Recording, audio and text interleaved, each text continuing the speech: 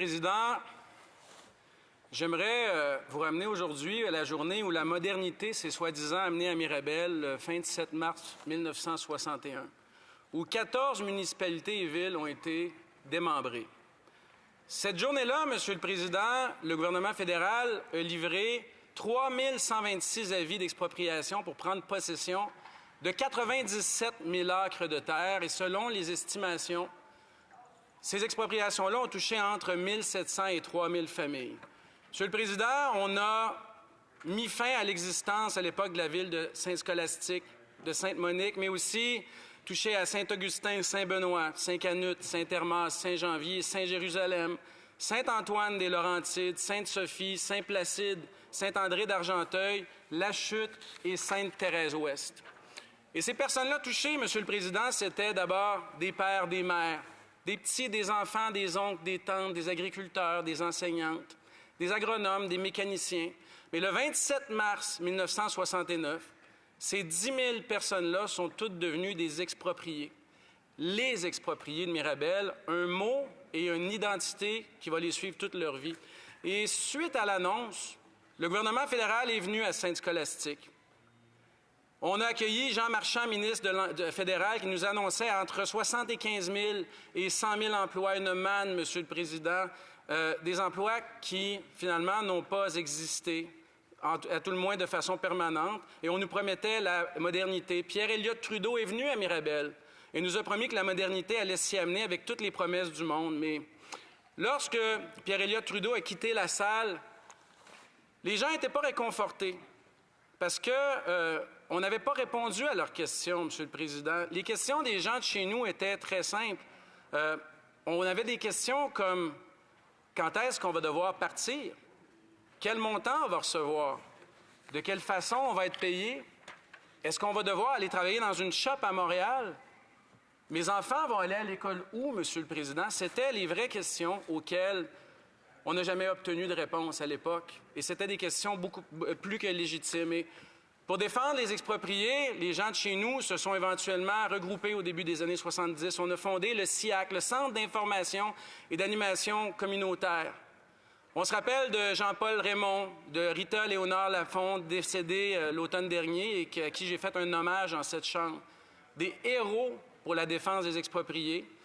Mais même regroupés, jamais les expropriés ont réussi à savoir pourquoi la superficie expropriée était si grande, si inutilement grande et si violemment grande.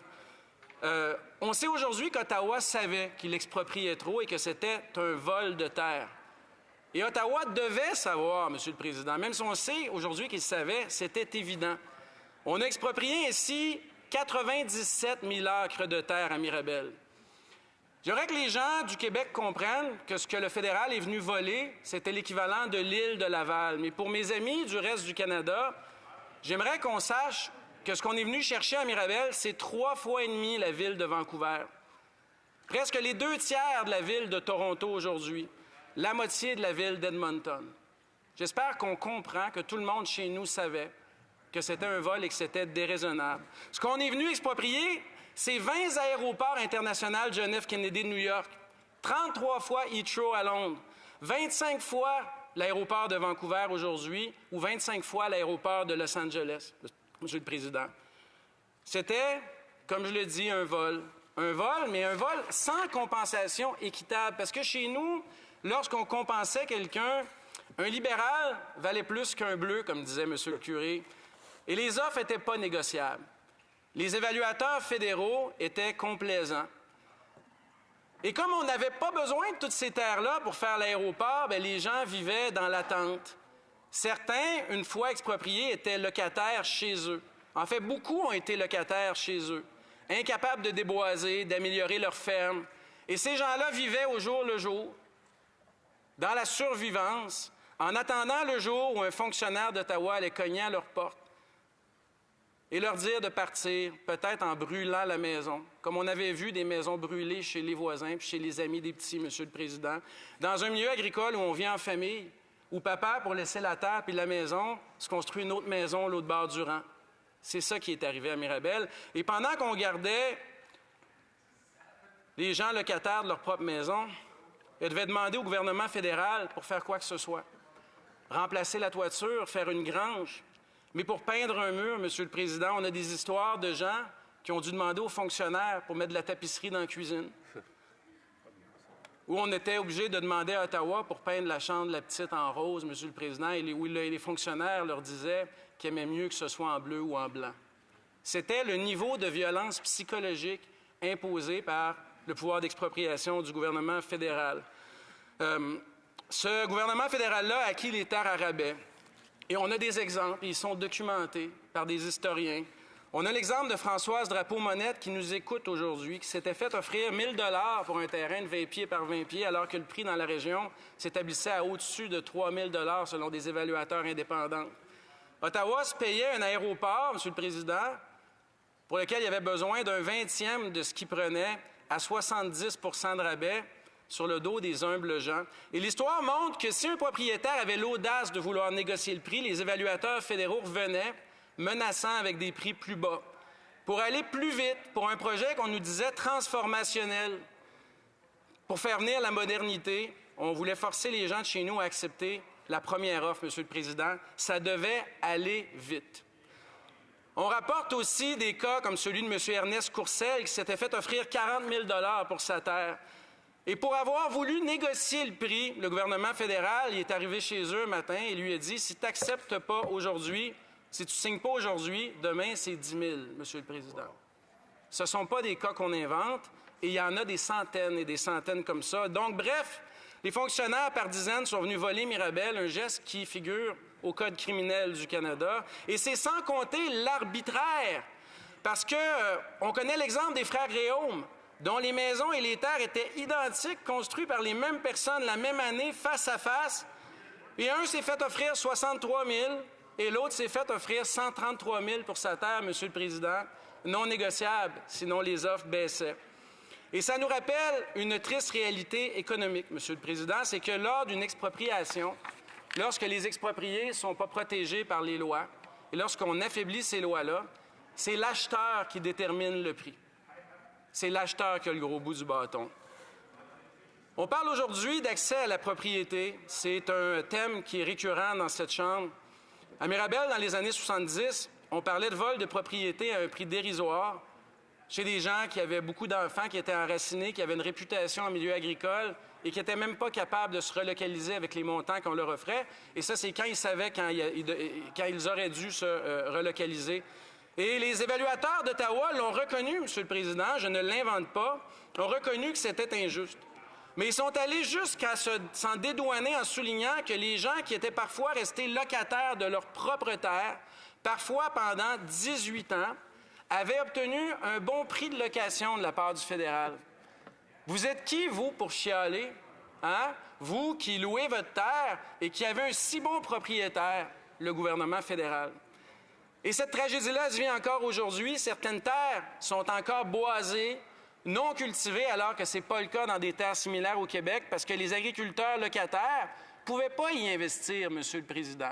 Et aujourd'hui, on a des boisés non cultivés dans les terres qui sont parmi les plus fertiles au Québec, parce que ces gens-là, on leur renonçait le droit à l'investissement.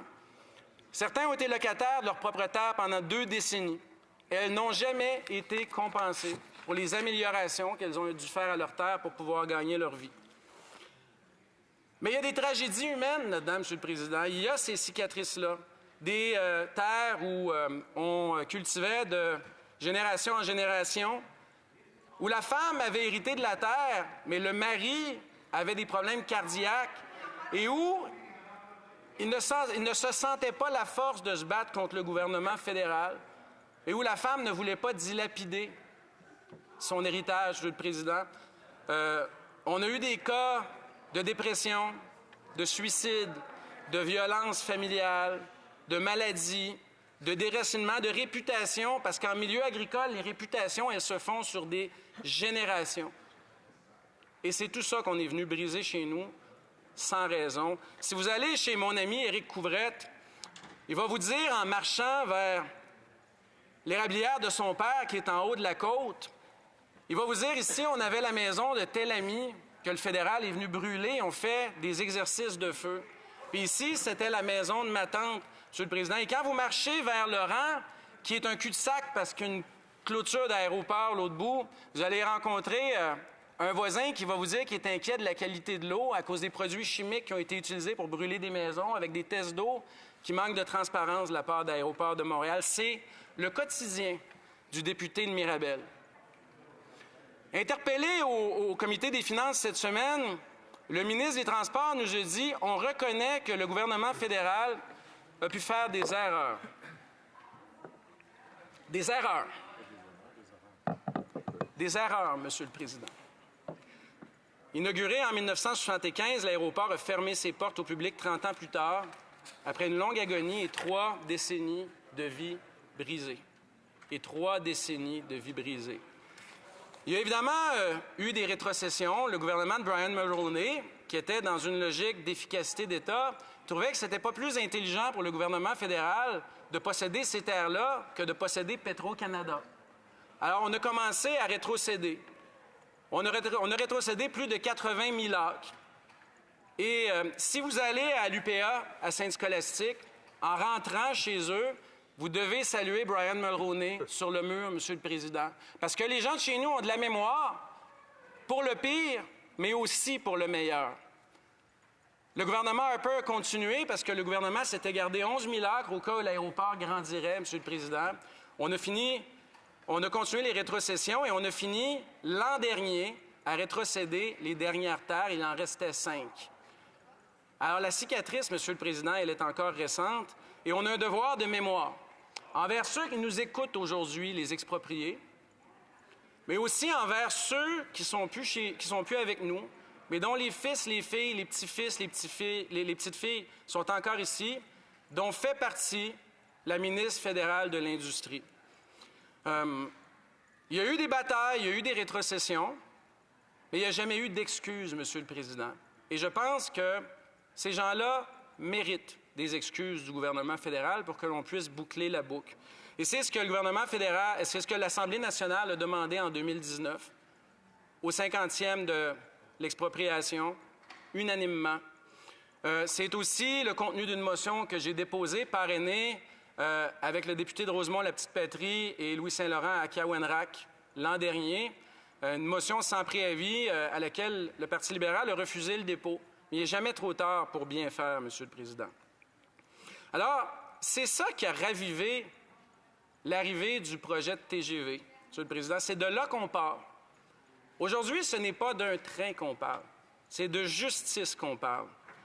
Quand on parle de ces événements-là, le ministre des Transports me dit que je fais peur au monde, que je sors des vieilles affaires pour faire peur au monde. Monsieur le Président, est-ce qu'on peut en vouloir à mes gens, aux gens de chez nous, d'avoir encore peur? Les gens de Mirabel, vous savez, ce sont des gens parlables, ce sont des gens profondément humains, ce sont des gens qui sont capables d'écouter, de réfléchir, et je suis convaincu que ce sont des gens qui sont capables de pardonner. Mais est-ce qu'on peut leur en vouloir d'avoir ce déficit de confiance-là à l'égard du fédéral après avoir vécu, Monsieur le Président, l'enfer? Et c'est suite à ces événements-là que le Canada s'est doté de règles modernes, tranquillement, mais certes, on l'a fait sur l'expropriation, avec des compensations plus justes, mais des droits d'être écoutés, des droits de porter appel, avec le droit d'être entendu par un commissaire avant que le ministre puisse prendre une décision sur la valeur des terres, Monsieur le Président. Et le justificatif pour faire ce qui a été fait en 1969, 70, 71, c'est qu'à l'époque, on nous disait que sans ça, on ne ferait plus jamais de grandes choses au Canada, que ces abus-là étaient nécessaires et qu'il fallait que le projet aille plus rapidement. Et pour accélérer un projet de quelques mois, d'un an, on a brisé la vie de gens pendant des décennies, Monsieur le Président. Vous savez, il y a un devoir de réconciliation. Et pour l'ancien premier ministre, tout ça était un peu personnel et je le comprends, c'était une histoire familiale. C'était en partie l'héritage de son père, en l'honneur de qui on a renommé l'aéroport de Dorval, un aéroport au moins où les gens peuvent avoir le loisir de voir des avions voler. On nous dit que c'est un nouveau gouvernement, Monsieur le Président. Je veux bien les croire, mais on juge les gouvernements aux actions. On parle souvent du coût financier des grands projets. On nous dit que ces projets-là coûtent cher, qu'il faut les accélérer, que ce sont des investissements générationnels. Et c'est possiblement vrai, Monsieur le Président, et dans le cas du projet de TGV qui a ravivé cette douleur-là chez nous, on le croit que c'est un projet qui est générationnel, Monsieur le Président, mais on parle très peu des coûts humains, des gens déracinés, des vies brisées. On parle très peu de la trace que ça laisse, de la cicatrice, et c'est une cicatrice qui est profondément humaine. Et cette humanité-là, c'est le rôle du simple député, Monsieur le Président. C'est l'humble rôle du simple député de l'amener dans cette Chambre, de le faire comprendre et de faire comprendre à cette Chambre que Mirabel est aujourd'hui, pour le Québec, mais pour le Canada, un lieu de mémoire. Et ça nous rappelle, Monsieur le Président, on le dit souvent, ça aurait pu arriver à chacun ou chacune d'entre nous. Ça aurait pu arriver dans chacune de nos circonscriptions. Ça aurait pu arriver dans chacun de nos villages, Monsieur le Président, et ça pourrait réarriver. Le gouvernement s'est excusé à bien des reprises. Le premier ministre Trudeau s'est excusé à beaucoup de gens, à beaucoup de groupes, pour des erreurs, pour des crimes qui n'auraient pas dû être commis, Monsieur le Président, et c'est légitime.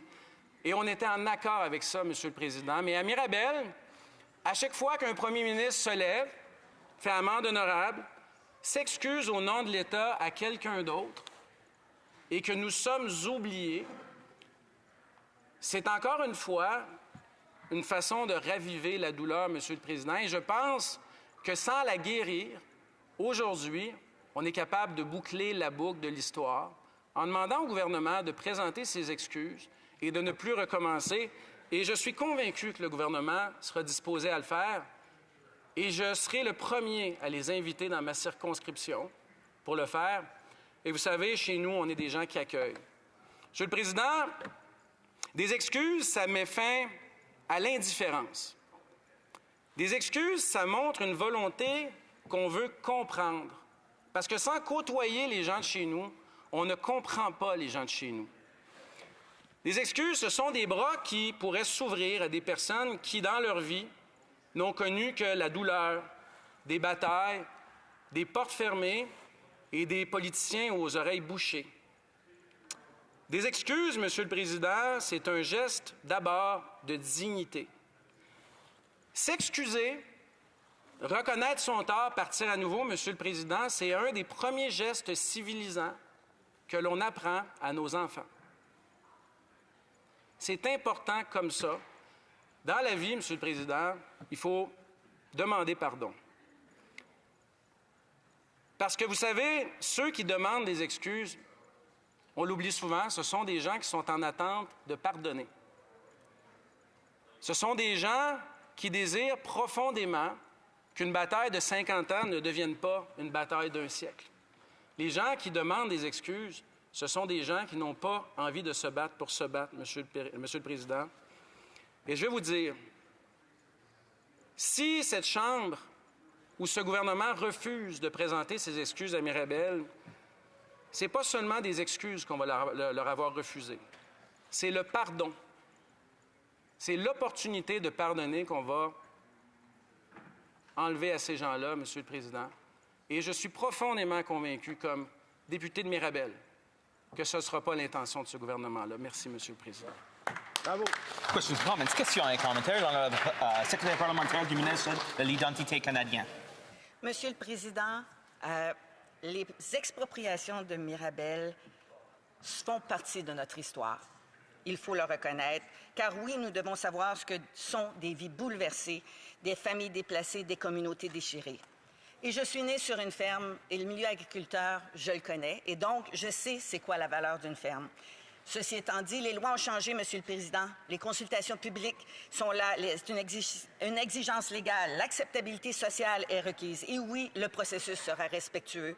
Alors, j'ai rencontré la mairesse de Mirabel, j'ai rencontré les agriculteurs, j'ai rencontré les citoyens. Et oui, nous allons faire ce qu'il faut. Et donc, il faut que le Bloc cesse de bloquer avec un projet d'envergure pour notre région. Et il devrait savoir que le positionnement de Transport innovant, c'est le positionnement de la région. Et TGV correspond totalement à ça. Donc, dans ce contexte-là, je demande, est-ce que nos amis du Bloc vont arrêter de bloquer et être présents pour soutenir ce projet-là? L'honorable député de Mirabel. Merci, M. le Président. Je remercie la députée de Thérèse de Blainville pour cette question. Et au début de sa question, je lui ai reconnu une sensibilité à laquelle elle ne nous avait pas habitués. On sait comment elle a traité les gens de chez Paccard, on sait comment elle traite ces gens.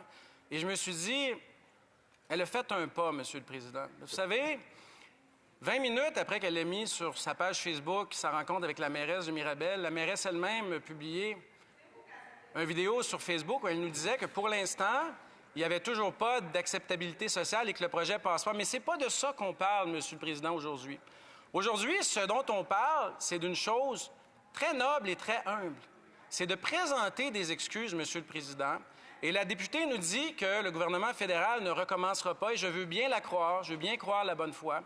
Et je pense que la première étape pour s'assurer que ça ne se reproduise pas, M. le Président, c'est tout simplement de reconnaître les erreurs du passé et finalement de pouvoir permettre à ces gens-là de passer à autre chose. Question et commentaire. L'honorable député de Côte-du-Sud, Rivière-du-Loup, Katasquamick, Témiscouata. Merci, M. le Président. Oui, c'est un nom très long de compter. Premièrement, j'aimerais remercier et féliciter mon collègue de Mirabel pour son discours parce que c'est un discours empreint de compassion envers les citoyens de son comté. Vous savez, il a raison de dire que quand on travaille ici sur la colline et dans nos comtés, un élu est là pour représenter les gens qui l'ont élu. Donc, inévitablement, toutes mes félicitations à mon collègue. Il a mentionné dans son discours qu'avec le temps, dans les années, de tout ce qui s'est passé à Mirabel, qui était véritablement un cauchemar pour beaucoup de ses citoyens, à l'époque, mais évidemment, il n'était pas député, même qu'il était très jeune dans ce qui s'est passé, bien sûr, mais qu'il y a eu, au fil des temps, certaines excuses qui ont été faites avec le temps par les divers gouvernements qui se sont succédés, autant conservateurs que libéraux. J'aimerais savoir de lui quelles sont les excuses additionnelles qu'il attend par rapport à ses citoyens. L'honorable député de Mirabel. Vous savez, il y a eu effectivement des rétrocessions. Il y a eu des rétrocessions dans les années 80 avec le gouvernement Mulroney. Il y a eu des rétrocessions qui ont été faites avec le gouvernement Harper. Il y a même des rétrocessions, les dernières, qui se sont terminées sous le gouvernement Trudeau, M. le Président. Et ça a été un long processus, mais tout au long du processus, jamais le gouvernement fédéral a reconnu qu'il s'agissait d'autre chose que d'un peu d'une erreur administrative. Et ce à quoi les gens s'attendent chez nous, ce sont des excuses du premier ministre au nom de l'État canadien et qu'on reconnaisse que ce qui s'est passé à Mirabel, ce sont des crimes, que ça ne doit jamais se reproduire, M. le Président. Et encore une fois, le Parti conservateur a souvent été très ouvert et très compréhensif des gens de Mirabel. Et je pense qu'aujourd'hui, on a presque fini le marathon, qu'il reste un pas à faire. Et je suis convaincu que la Chambre va avoir la compassion nécessaire pour qu'on s'assure que ce pas-là soit franchi. Questions and comments. Question et commentaire. L'honorable député de Lac-Saint-Jean. Merci, M. le Président. M. le Président, je veux féliciter mon collègue pour son discours. C'est probablement, et je le dis en toute honnêteté, un des meilleurs discours que j'ai entendu en 6 ans et demi comme député ici. Je suis très fier de lui. Et là, on vient de comprendre, en fait, on vient de voir que les libéraux viennent d'annoncer leur couleur via la voix de la députée Thérèse de Blainville. Et ils vont essayer d'utiliser des slogans sur le Bloc québécois vieux de 40 ans plutôt que de présenter des excuses à des citoyens qui le demandent. Est-ce que mon collègue, avec l'éloquence qu'on lui connaît, peut expliquer aux libéraux ce dont on parle aujourd'hui et qu'ils comprennent une fois pour toutes que ce qui est amené à la Chambre aujourd'hui est beaucoup plus important que des petits slogans et des petites games politiques? L'honorable député de Mirabel. Non, moi, Monsieur le Président, on va avoir une journée de débat aujourd'hui. Je vois le ministre des Transports ici présent. Je vois d'autres députés ici présents. Et je le voyais pendant mon discours. Je vois des députés du Québec qui avaient presque la larme à l'œil, Monsieur le Président, quand je parlais. Je refuse de penser Je refuse de penser que la position du gouvernement puisse se résumer à la grossière insensibilité de la députée de Thérèse de Blainville, Monsieur le Président. Le ministre des Transports, des fois, ça chauffe un peu en comité, mais on s'est parlé dans les corridors, on s'est côtoyé, et je sais que c'est un homme sensé, je sais que c'est un homme sensible, je sais qu'il en est capable, Monsieur le Président, et je suis convaincu qu'il recommandera à son gouvernement de passer à autre chose pour que nous n'en parlions plus jamais. Question et commentaire, la députée de Thérèse de Blainville. Monsieur le Président, de ce côté-ci de la Chambre, nous sommes sensibles et nous sommes dans l'action. Alors, je veux simplement mentionner qu'au niveau de PACCAR, nous sommes déjà dans l'action depuis le mois d'octobre à travailler avec l'équipe de direction de PACCAR. Notre ministre de l'Industrie est impliqué, son cabinet est impliqué, je suis impliquée.